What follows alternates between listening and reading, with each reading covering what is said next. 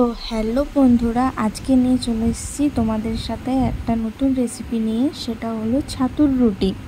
তো চলো, এটা বানানোর জন্য প্রথমে আমি এখানে 500 গ্রাম মতো ছাতু নিয়েছিলাম। তো ছাতুটা ভালো করে একটু গুঁড়িয়ে নেওয়ার পরে ছাতুটার মধ্যে নুন, 1 চামচ মতো আম তেল আর একটু বেশি পরিমাণে আচার তেল দিয়ে দিয়েছিলাম। মশলা আচারটা কিন্তু আমাদের বাড়িতেই বানানো ছিল। আর এটার মধ্যে একটু রসুন কুচি দিয়ে দিলাম। আর রসুন কুচিটা দেওয়া হয়ে গেলেই একটু বেশি করে লেবুর রস দিয়ে দিতে হবে, যাতে একটু টক টক ভাবটা লাগে। আর তারপরে আচারের যে আমটা ছিল সেটার সাথে মা ভালো করে এই ছাতুটা মেখে নিচ্ছে।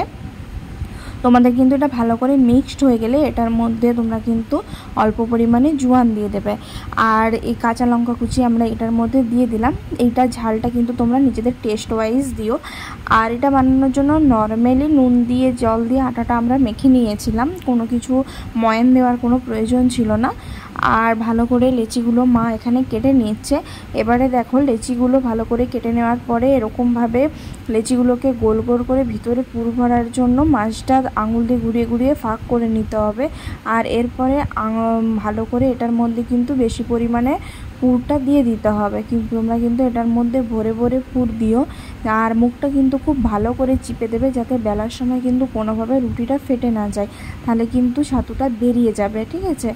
আর তারপরে দেখো, আর একটা তোমাদের সাথে আমি শেয়ার করছি কিভাবে তোমরা পুরটা ভরবে। আর লিচিগুলো কিন্তু তোমরা কিন্তু বড় বড় করবে আটার, ঠিক আছে, যাতে অনেকটা বেশি করে তোমরা এটার মধ্যে পুর অ্যাড করতে পারো। আর ছাতু রুটি কিন্তু খেতে কিন্তু খুব সুন্দর লাগে।